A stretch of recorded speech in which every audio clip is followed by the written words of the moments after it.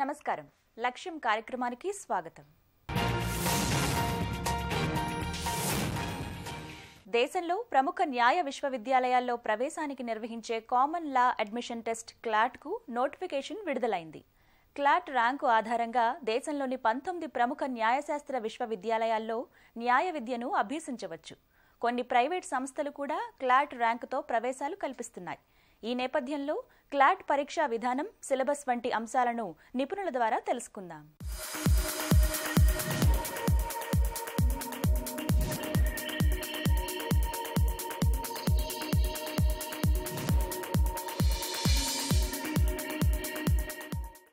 ఈ మధ్యకాలంలో విద్యార్థుల్లో న్యాయ విద్య పైన ఆదరణ మక్కువ పెరిగిన నేపథ్యంలో మొన్ననే విడుదలైన క్లాట్ నోటిఫికేషన్కి సంబంధించి అసలు క్లాట్ అంటే ఏమిటి, దీన్ని ఎవరు రాయాలి, ఏ రకమైన పరీక్ష ఉంటుంది అనే వివరాలన్నీ ఇప్పుడు మనం తెలుసుకుందాం. క్లాట్ అంటే కామన్ లా అడ్మిషన్ టెస్ట్. ఇది దేశం మొత్తం మీద ఇంటర్మీడియట్ చదివిన పిల్లలు అంటే 10+2 పాస్ అయిన ప్రతి విద్యార్థి ఈ పరీక్ష రాయటానికి అర్హుడు. ఇదివరకటి క్లాట్లో అప్పర్ ఏజ్ లిమిట్ ఉండేది. అయితే ఈ సంవత్సరం నోటిఫికేషన్లో అప్పర్ ఏజ్ లిమిట్ తీసేశారు. కాబట్టి ఈ పరీక్ష సంవత్సరానికి ఒక్కసారి మాత్రమే జరుగుతుంది. అది కూడా ప్రతి సంవత్సరం 2వ ఆదివారం మే నెలలో నిర్వహిస్తారు. ఆల్ ఓవర్ ఇండియా ఇది ఆన్లైన్ టెస్ట్. ఇది కంప్యూటర్ నాలెడ్జ్ కూడా కొంత అవసరం. క్లాట్ అనగానే మనం ఎక్కువగా సిటీస్లోను పిల్లలు, తర్వాత పెద్ద పెద్ద ఇంటర్నేషనల్ స్కూల్స్ను, కార్పొరేట్ స్కూల్స్లో పిల్లలు మాత్రమే దీన్ని ఇప్పటివరకు రాస్తూ వచ్చారు. గత 3 సంవత్సరాల్లో చూసినట్టయితే ప్రతి సంవత్సరం ఈ ఎగ్జామ్ రాసే పిల్లల శాతం చాలా ఎక్స్పోనెన్షియల్గా పెరుగుతోంది. మొన్నటి సంవత్సరం 47,000 పైచిలకు స్టూడెంట్స్ ఈ ఎగ్జామ్ని రాశారు. అలాగే ఈ సంవత్సరం ఎస్టిమేటెడ్గా 60,000 మంది పిల్లలు రాయొచ్చు అన్నది ఒక అనాలిసిస్లో మనం ఈ మధ్య అనుకున్నాము. అయితే ఈ ఎగ్జామ్ ఎందుకు ఇంత ప్రాచుర్యాన్ని పొందుతోంది అంటే ఇది integrated 5 years dual degree course, BA come LLB. మామూలుగా అయితే 6 సంవత్సరాలు డిగ్రీ, 2 డిగ్రీలు చేయాలంటే 6 సంవత్సరాలు పట్టే సమయాన్ని వీళ్ళు 5 yearsలో ఇంటిగ్రేటెడ్ డిగ్రీగా ఎదర్ BA LLB కానీ BBA LLB కానీ వారి యూనివర్సిటీస్లో ఉండే కోర్సుని బట్టి 5 years కోర్స్కి ఈ పరీక్ష నిర్వహిస్తారు. ఈ పరీక్ష దాదాపుగా 20, 21, 22 వయస్సులో ఉన్న పిల్లలు ఉత్తీర్ణం కాగానే వీళ్ళకి కెరియర్ ఆపర్చునిటీస్ అనేవి చాలా అన్లిమిటెడ్గా ఉన్నాయి. ఈ ఒక్క కోర్సే మీకు ఏ ఫీల్డ్లోకి వెళ్ళటానికైనా సరే మీకు ఆస్కారాన్ని ఇస్తుంది. ఈ కోర్స్ అయిపోయిన తర్వాత మీరు సివిల్ సర్వీసెస్ వైపు వెళ్ళదలుచుకుంటే సగం కోర్సు, అందులో జనరల్ స్టడీస్లో ఉండే సగం సిలబస్ని మీరు BA LLB కోర్సులో కంప్లీట్ చేసుకుంటారు. కాబట్టి మీకు ఆ ఎంట్రన్స్, సివిల్ సర్వీసెస్ ఎంట్రన్స్ అనేది చాలా ఈజీ అవుతుంది. అదే కాకుండా మన దేశంలోనే ఎన్నో లా ఫర్మ్స్ ఉన్నాయి, ప్రైవేట్ లా ఫర్మ్స్ ఉన్నాయి. తర్వాత గవర్నమెంట్ వైపు చూసినట్టయితే ఉద్యోగాలలో BA LLB కాగానే మీకు జడ్జెస్ ఎగ్జామ్ రాయడానికి ఎలిజిబిలిటీ వస్తుంది. ఎన్నో కోర్ట్స్, గవర్నమెంట్ రకరకాల కోర్ట్స్, గ్రీన్ ట్రైబ్యునల్స్ అని, లేకపోతే కమర్షియల్ కోర్ట్స్ అని, ఫాస్ట్ ట్రాక్ కోర్ట్స్ అని ఎన్నో కోర్ట్స్ని ప్రతి సంవత్సరం ప్రతిపాదిస్తున్నారు, స్థాపిస్తున్నారు. ఇటువంటి కోర్ట్స్లో ఆపర్చునిటీస్ ఉంటాయి. తర్వాత రియల్ ఎస్టేట్ రంగంలో కానీ, ఇన్సూరెన్స్ రంగంలో కానీ, బ్యాంకింగ్ సెక్టర్లో కానీ ప్రతి చోట మనం చూసినట్టయితే లాయర్స్ నెసెసిటీ ఈ మధ్య చాలా పెరిగింది. ఇంకా ఈ 2013 కంపెనీ లా వచ్చిన తర్వాత చార్టెడ్ అకౌంటెంట్స్కి, కంపెనీ సెక్రటరీస్కి కూడా లా డిగ్రీ జతైనట్టయితే వాళ్ళకు కూడా మంచి భవిష్యత్తు ఉంది. కాబట్టి ఈ ఒక్క ఫీల్డ్, ఈ ఒక్క కోర్సునే మీరు ఎన్నో యాంగిల్స్లో మీరు దీన్ని జాయిన్ చేసుకోవచ్చు. దీని తర్వాత MBA చేసుకోవచ్చు.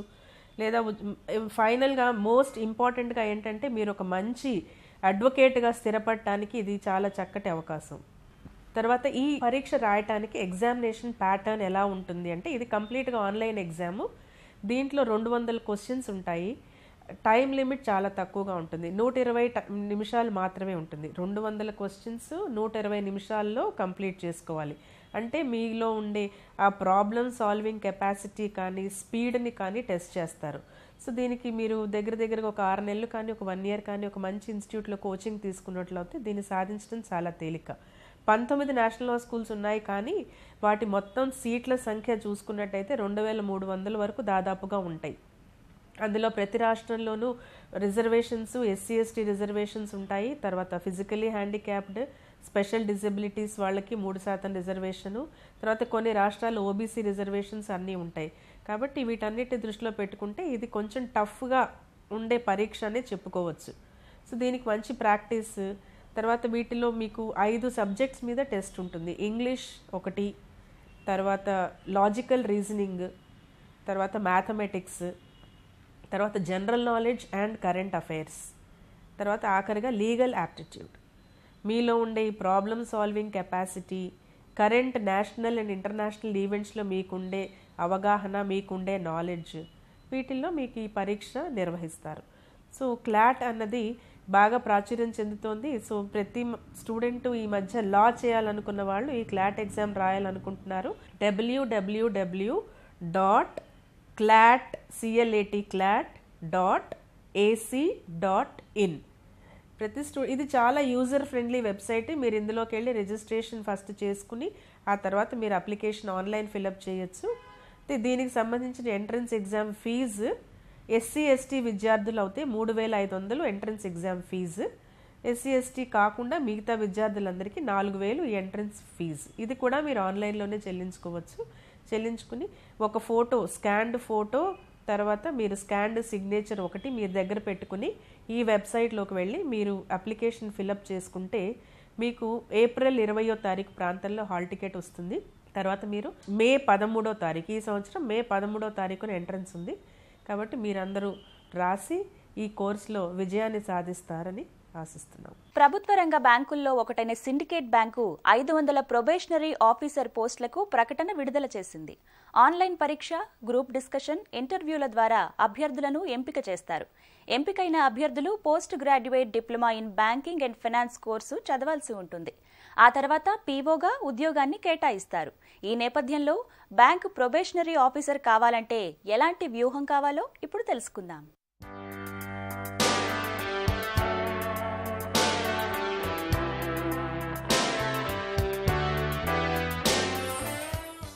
ఈ మధ్య కొన్ని ప్రభుత్వ రంగ బ్యాంకులు వాటిలో ప్రొబేషనరీ ఆఫీసర్స్ రిక్రూట్మెంట్ కోసం నేరుగా కాకుండా PGDBF కోర్సుని కండక్ట్ చేయడం ద్వారా నియామకాలు చేపడుతున్నాయి.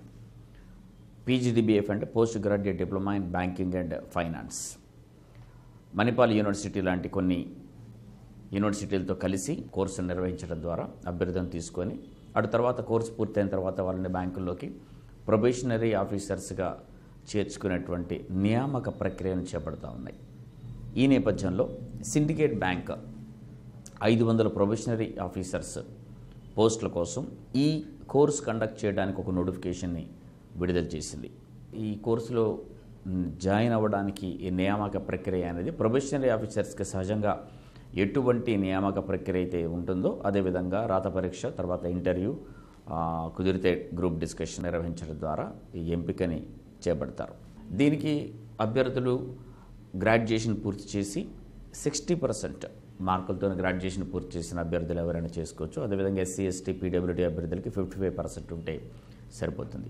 అదేవిధంగా 20 నుంచి 28 సంవత్సరాల వయస్సు మధ్యలో వాళ్ళు ఉండాలి. ఈ రెండు కూడా అక్టోబర్ 1, 2017 వరకు వాళ్ళ ఏజ్ కానీ ఎడ్యుకేషన్ క్వాలిఫికేషన్ ఉండాలి. వీటిని అప్లై చేసుకోవడానికి చివరి తేదీ జనవరి నెల 17వ తారీఖు. అదేవిధంగా ఆన్లైన్లో నిర్వహించే ఎగ్జామినేషన్ ఫిబ్రవరి నెల 18వ తారీఖున ఉంటుంది. ఈ నియామక ప్రక్రియ ద్వారా ఎన్నికైనటువంటి అభ్యర్థులకి 1 సంవత్సరపు కాల వ్యవధిలో వాళ్ళకి post graduate diploma in banking and finance course నిర్వహిస్తారు. దీనిలో 9 నెలల పాటు క్లాస్ రూమ్ ట్రైనింగ్ ఉంటుంది. 3 నెలల పాటు సిండికేట్ బ్యాంక్లోనే ఏదో ఒక బ్రాంచ్లో ఇంటర్న్షిప్ ఉంటుంది. ఈ 9 నెలలు క్లాస్ రూమ్ అండ్ 3 నెలల ఇంటర్న్స్, టోటల్గా ఈ 12 నెలలు, సంవత్సరం పాటు వ్యవధి పూర్తయిన అభ్యర్థులకి PGDBF సర్టిఫికేట్ని ప్రదానం చేస్తూ ఆ తర్వాత సిండికేట్ బ్యాంక్లోని ఏదో ఒక బ్రాంచ్లో ప్రొబేషనరీ ఆఫీసర్గా నియమించడం అనేది జరుగుతూ ఉంటుంది.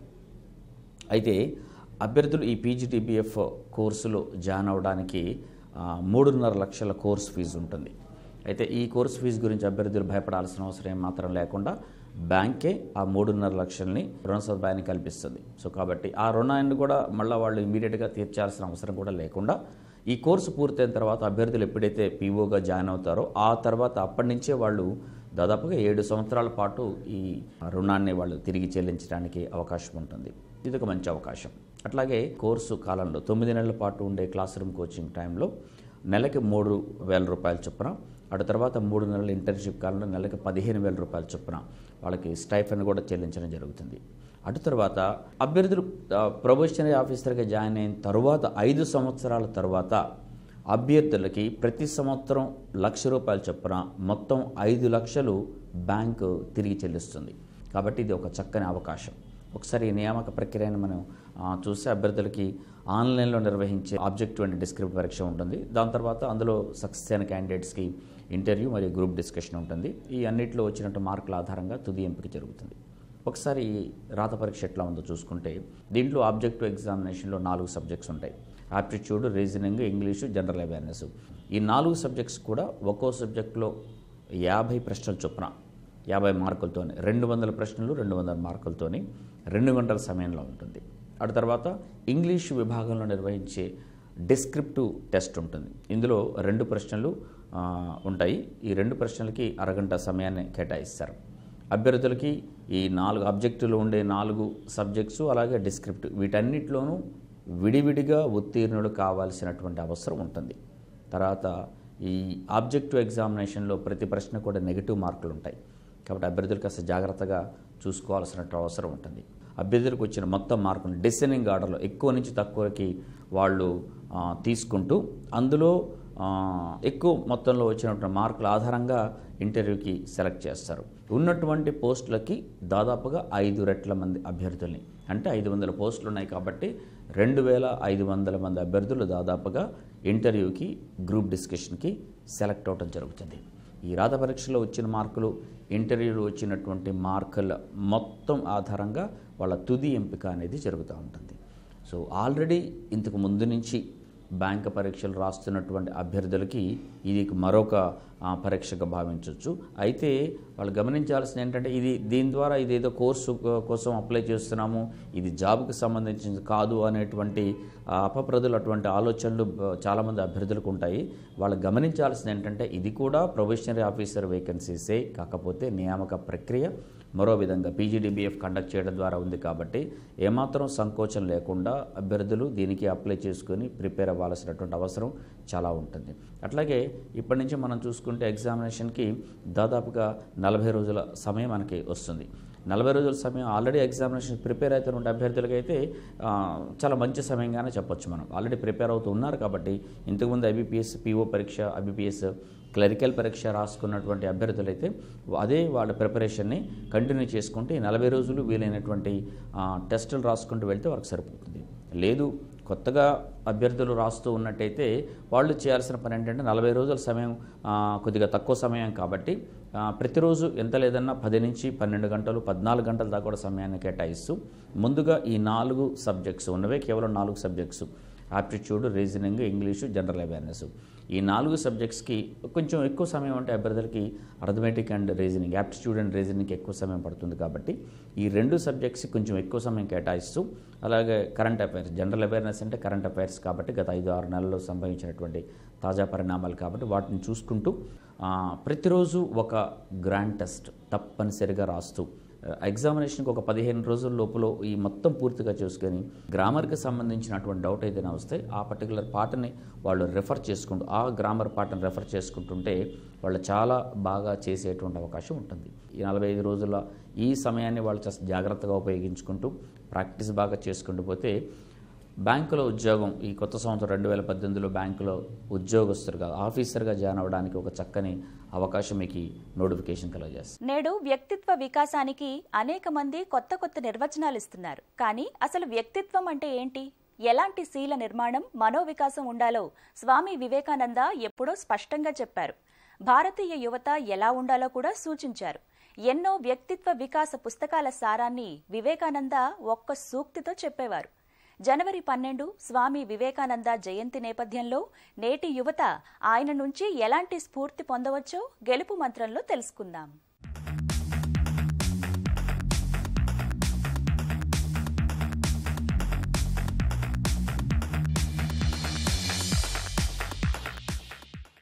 అందరికీ నమస్కారం.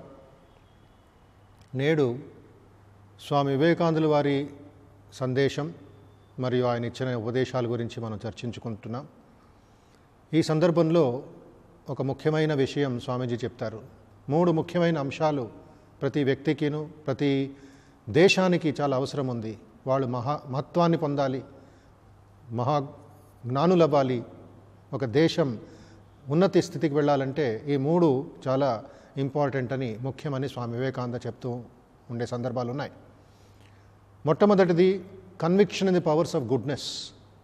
మంచితనం మీద సంపూర్ణమైన నమ్మకం, విశ్వాసం ఉండాలి అంటారు. రెండవది absence of jealousy and suspicion.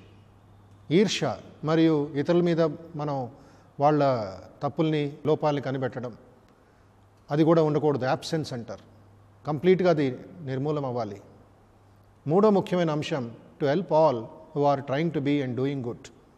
ఇతరులు మంచి పని చేస్తూ ఉంటే వాళ్ళని సహకరించడం, వాళ్ళకి తోడుగా ఉండడం, మరియు మీరు కూడా మంచి పనులు, సహాయం చేస్తున్న పనులు చేపట్టాలని స్వామి చెప్తూ ఉంటారు. ఈర్ష్య మరియు ఈ డౌట్, సస్పెషన్, ఈ 2 పోతే మన మనసు పరిశుద్ధమవుతుంది. కామ, క్రోధ, లోభ, మోహ, మద, మాత్సర్య, ఈ 6 రిపువులు, శత్రువులు మన హృదయంలో ఉన్నారు, మన సబ్కాన్షియస్ మైండ్లో ఉన్నారు. కాబట్టి ఈ ఈర్ష్య అనే దానికి, అసూయ అనే ఒక దీన్ని మనం తొలగించే పని చాలా ఉంది. ఎందుకంటే ఈ వివేకానంద స్వామికే చాలా అనుభవం అవుతుందన్నమాట. ఆయన జీవిస్తున్న సమయంలోనే, బతికిన సమయంలోనే ఒక లేఖలో రాస్తారు Swami Vivekananda, 300 million people throwing venom of jealousy on each other, what can we expect of a nation అని బాధపడతారు ఆ సమయంలో స్వామి వివేకానంద. వివేకానంద అద్భుతమైన ఒక మాట ఈ సందర్భంలో మీ అందరికీ చెప్పుకోవాల్సిన అవసరం ఉంది. 1897లో ఆయన సుమారు 25 ఉపన్యాసాలు భారతీయుల కోసం, మన భారతదేశంలోనే ఆయన కొలంబో, శ్రీలంక రాజధాని, ఆల్మోరా అనే ఒక హిమాలయాల గ్రామాలని పర్యటించి భారతదేశం అంతా విజయోత్సాహంగా స్వామీజీ ప్రచారం చేశారు వేదాంత సందేశాన్ని. ట్యాంటైన్ అనే వివేకానంద స్వామి బంధువు, శిష్యురాలు కూడా, జోసఫైన్ మ్యాక్లౌడ్ అని అసలైన పేరు ఆవిడికి, ట్యాంటైన్ అని నిక్నేమ్ పెడతారు ఆవిడికి. ఆవిడ రష్యాలో ఆ జార్స్ అంటే రష్యన్ మహారాజు నైజాంలాగా వాళ్ళందరితో కలిసి ఎన్నోసార్లు చర్చించుకుంది. ఆవిడ ఈ జార్స్, ఈ రష్యన్ లీడర్ నాయకుల్ని చూసి, ఓ వాళ్ళు ఎంత గొప్పవాళ్ళు, ఎంత వైభవంతో ఉన్నారు, వాళ్ళ ముందు నేను చాలా చిన్నగా కనబడుతున్నాను, నా వ్యక్తిత్వం ఏమీ లేదు అని ఆవిడ ఒక లేఖ రాసిందనమాట. వివేకానందం చూసిన తర్వాత, ఓ ఎంత గొప్పవాడినా, ఎంత వైభవంతో ఉన్నాడు, మహారాజులాగా ఉన్నాడు, అయితే ఆయన ముందు కూడా నాలోనూ ఎంత శక్తి నాకు అనుభవిస్తున్నాను నేను, I'm also feeling great, I'm also feeling so wonderful అని ఆవిడికి అనిపిస్తుంది. చూడండి, లీడర్స్ ఒకలాగా ఉంటారు, ఆ జార్స్, రష్యన్ జార్స్ చూస్తే వాళ్ళు ఇతరుల్ని నిందించేవారు, ఇతరుల్ని సప్రెస్ చేసేవారు. వేరే వాళ్ళు ఎవరు పైకి రాకూడదు, నేను మాత్రం గొప్పగా ఉండాలి, నేను మాత్రం పరిపాలించాలని. వివేకానంద కూడా గొప్పగా ఉండేవారు, but he wanted that development in others. వాళ్ళలో కూడా ఆ ఆత్మశక్తి, వాళ్ళలో కూడా ఆ డిగ్నిటీ కూడా స్వామీజీ ఎంతో మంది శిష్యుల్లో, ఆయన సన్యాసి శిష్యులు మరియు భారతదేశ యువకులు, అమెరికా విజ్ఞానులు ఎంతోమంది స్వామీజీ కలిశారు, వాళ్ళలో కూడా ఆ గొప్పతనాన్ని ఆయన మేనిఫెస్ట్ చేయించారనమాట. స్వామి వివేకానందుల వారు ఒక లేఖ రాసింది మనం చదువుకుంటాం. If you are really my children you will fear nothing. మీరు ఎంత కష్టాలున్నా, ఎంత సమస్యలున్నా నిర్భయంగా వాళ్ళని జయిస్తారు. అవసరమైతే అగ్నిలో కూడా దూకి మీరు ఆ సమస్యల్ని పరిష్కరిస్తారు. మృత్యువుని సముద్రం గర్భంలో ఉన్నా కూడా దాన్ని మీరు మీ జుట్టు పట్టుకొని మీరు జయిస్తారు అని స్వామి వివేకానంద అంటారు. అలాంటి ఒక ఉన్నతమైన ఆదర్శం స్వామి వివేకానంద మన ముందు పెట్టారు. ఆ లీడర్షిప్ అంటే ఖడ్గంలాగా ఉండాలి, పదువైన ఖడ్గంలాగా ఉండాలి, రాణి ఆఫ్ ఝాన్సీ ఖడ్గంలాగా ఉండాలి, రాణా ప్రతాప్ ఖడ్గంలాగా ఉండాలి. ఎక్కడో చదివాను నేను, రాణా ప్రతాప్ గారి ఖడ్గం దాని తూకం 80 కిలోలు ఉండిందంట. ఆలోచించాలి ఆయన ఎంత శక్తివంతుడో, ఎంత ఇదిగో. ఆ 80 కిలోల ఒక ఖడ్గంతో ఏ విధంగా శత్రువుల్ని ఆయన సంహరించాడు, జయించాడు, అక్బర్ సైనికుల్ని ఇది చేశాడని మనం గుర్తు తెచ్చుకోవాలి. అదొక ఇన్స్పిరేషన్ వస్తుంది మనకి. ఈ వారం ఉద్యోగాలు, ప్రవేశాల్లో మరికొన్ని అవకాశాల వివరాలను పొందుపరిచాం. పూర్తి వివరాల కోసం ఆయా సంస్థల వెబ్సైట్లను కూడా అందిస్తున్నాం. మరి జాగ్రత్తగా గమనించి లబ్ధి పొందుతారని ఆశిస్తాం. ఇండో టిబెటన్ బోర్డర్ పోలీస్ దళం హెడ్ కానిస్టేబుల్ పోస్టులు 241. అర్హత 10వ తరగతి, ఐటీఐ, డిప్లొమా. దరఖాస్తు విధానం ఆన్లైన్ ద్వారా. చివరి తేదీ ఫిబ్రవరి 7. State bank of India specialist officer పోస్టులు 100. అర్హత సిఏ, బ్యాంకులో పనిచేసిన అనుభవం. దరఖాస్తు విధానం ఆన్లైన్ ద్వారా. చివరి తేదీ జనవరి 28. Central industrial security force sports కోటాలో assistant sub inspector, head constable పోస్టులు 118. అర్హత ఇంటర్, డిగ్రీ. దరఖాస్తు విధానం ఆన్లైన్ ద్వారా. చివరి తేదీ ఫిబ్రవరి 2. JNU New Delhi professor, associate professor, assistant professor పోస్టులు 90. అర్హత సంబంధిత విభాగంలో పీహెచ్డీ. దరఖాస్తు విధానం ఆన్లైన్ ద్వారా. చివరి తేదీ జనవరి 29. మ్యాట్ 2018 ప్రముఖ మేనేజ్మెంట్ సంస్థల్లో ఎంబీఏ, పీజీడీఎం కోర్సుల్లో ప్రవేశాలు. అర్హత డిగ్రీ. దరఖాస్తు విధానం ఆన్లైన్ ద్వారా. చివరి తేదీ జనవరి 26. ట్రిబుల్-ఐటీ అలహాబాద్ ఎంబీఏ ప్రోగ్రాంలో ప్రవేశాలు. అర్హత డిగ్రీ, క్యాట్ స్కోరు. దరఖాస్తు విధానం ఆన్లైన్ ద్వారా. చివరి తేదీ మార్చి 14. ఈ వారం లక్ష్యం కార్యక్రమం మీకెంతగానో ఉపకరిస్తుందని ఆశిస్తాం. మీ అభిప్రాయాలు, సూచనలు మా ఇమెయిల్ ఐడికి పంపించండి. మా ఇమెయిల్ ఐడి laksham@etv.co.in. వచ్చే వారం మరికొన్ని అంశాలతో మళ్ళీ మీ ముందుకొస్తుంది మీ లక్ష్యం. అంతవరకు సెలవు. నమస్కారం.